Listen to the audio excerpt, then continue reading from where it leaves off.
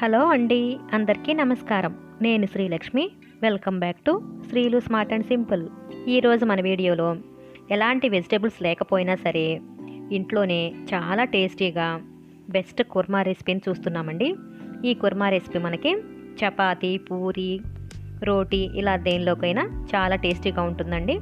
అలాగే దీనికి కాంబినేషన్గా మనం ఈరోజు లేయర్డ్ చపాతీ, అలాగే సాఫ్ట్గా స్మూత్గా ఉండే చపాతీ రెసిపీని కూడా చూస్తున్నామండి. ఈ రెండు కాంబినేషన్ టేస్ట్ చాలా అంటే చాలా బాగుంటుందండి. ఇప్పుడు అది ఎలాగో చూద్దాం. ముందుగా కుర్మా రెసిపీ చూద్దామండి. దీనికోసం బాండీ పొయ్యి మీద పెట్టుకుని 1 టేబుల్ స్పూన్ ఆయిల్ వేడైన తర్వాత 6-7 లవంగాలను తీసుకుంటున్నాను.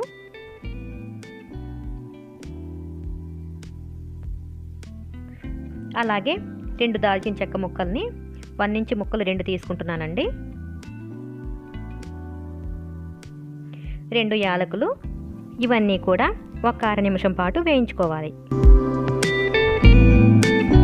ఇలా అర నిమిషం పాటు వేయించుకున్న తర్వాత 1 టీ స్పూన్ జీలకర్ర, అలాగే 5-6 వెల్లుల్లి రెబ్బలు శుభ్రంగా పీల్ చేసి పెట్టుకున్నవి వేస్తున్నానండి. దీంతో పాటుగానే 2 చిన్న అల్లం ముక్కలు కూడా వేసుకోవాలి. ఇవన్నీ కూడా మరొక అర నిమిషం పాటు వేయించుకున్న తర్వాత స్లైసెస్గా కట్ చేసి పెట్టుకున్న ఒక మీడియం సైజు ఆనియన్ అండి, అలాగే 3 పచ్చిమిర్చిని కూడా ఇలా తుంపుకుని వేసుకోవాలి.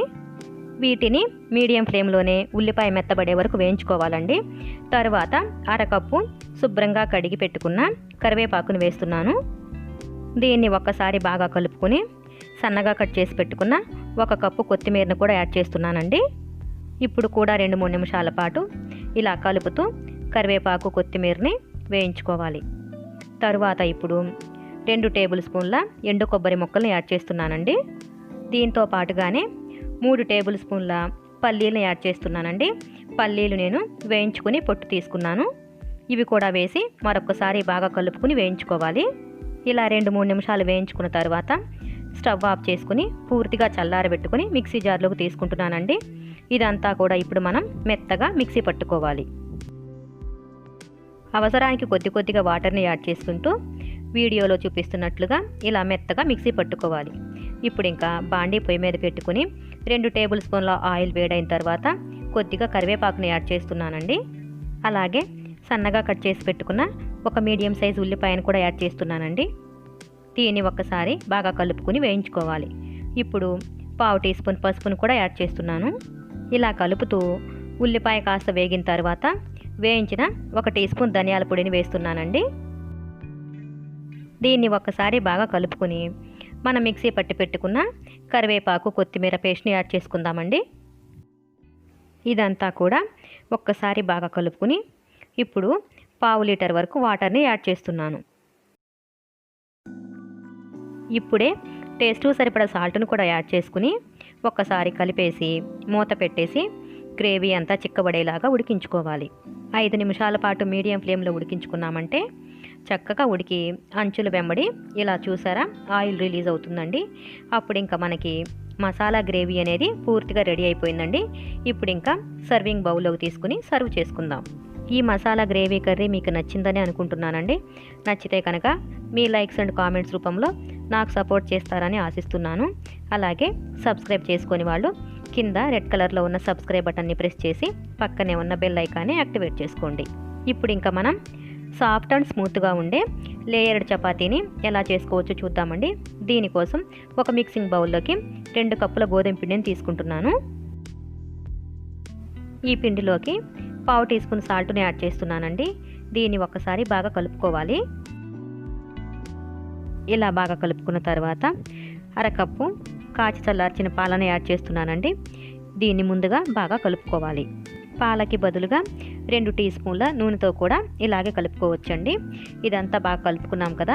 ఇప్పుడు కొద్దిగా వాటర్ని వేసుకుంటూ పిండి మొత్తాన్ని కూడా ఒక ముద్దలాగా కలుపుకోవాలి. చూడండి, ఇక్కడ మరీ గట్టిగా కాకుండా కాస్త సాఫ్ట్గానే కలుపుకొని మూత పెట్టేసి అరగంట పాటు పక్కన పెట్టుకుందాం.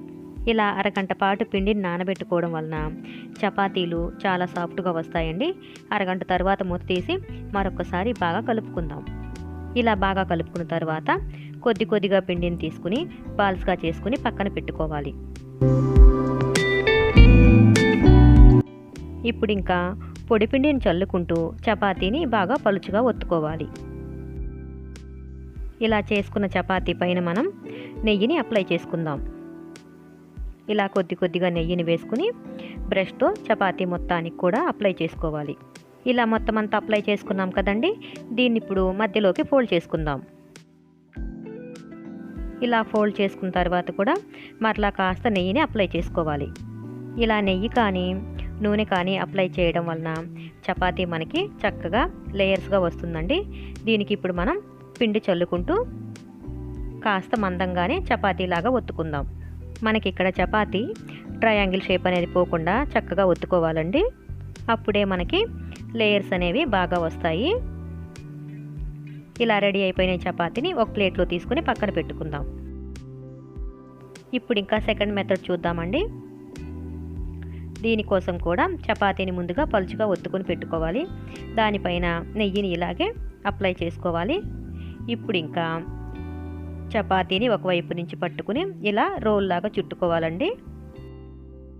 ఇలా రోల్ లాగా చుట్టుకున్న ఈ చపాతీని ఒకవైపు నుంచి పట్టుకుని వీడియోలో చూపిస్తున్నట్లుగా చక్రంలాగా చుట్టుకోవాలి. దీన్ని ఇప్పుడు మరలా కొద్దిగా పిండిని చల్లుకుంటూ చపాతీలాగా ఒత్తుకుందాం. ఇలా రెడీ అయిపోయిన ఈ చపాతీని కూడా ప్లేట్లోకి తీసుకుని పక్కన పెట్టుకుని ఇప్పుడు ఇంకా మనం చపాతీలు కాల్చుకుందాం. ఒక ప్యాన్ని పొయ్యి మీద పెట్టి కాస్త వేడైన తర్వాత చపాతీ వేసి అటు ఇటు తిప్పుకుంటూ కాల్చుకోవాలి. ఇలా కాలుస్తున్నప్పుడే మధ్యలో ఒక్కసారి కొద్దిగా నూనె వేసి కాల్చుకుంటే చపాతీలు మనకి చాలా సాఫ్ట్గా వస్తాయండి. రెండవ చపాతీని కూడా ఇలాగే కాల్చుకుందామండి. చూడండి, ఇక్కడ చపాతీ చక్కగా పొంగుతూ ఉంది కదండి. మనకి అలాగే లేయర్స్గా వస్తుంది. చాలా సాఫ్ట్గా కూడా ఉంటుంది. అంతేనండి, ఎంతో టేస్టీగా ఉండే వితౌట్ వెజిటబుల్ కుర్మా మరియు చపాతీ రెడీ అయిపోయింది కదా. మీరు కూడా ట్రై చేసి మీకు ఎలా వచ్చిందో నాకు తప్పకుండా కామెంట్ చేసి చెప్పండి. మీకు ఈ చపాతీ రెసిపీ నచ్చిందా అండి? నచ్చితే కనుక తప్పకుండా లైక్ చేసి షేర్ చేసి కామెంట్ చేస్తారని ఆశిస్తున్నాను. అలాగే సబ్స్క్రైబ్ చేసుకొని వాళ్ళు కింద రెడ్ కలర్లో ఉన్న సబ్స్క్రైబ్ బటన్ని ప్రెస్ చేసి పక్కనే ఉన్న బెల్ ఐకాన్ని యాక్టివేట్ చేసుకోండి. Please support me. Thank you for watching.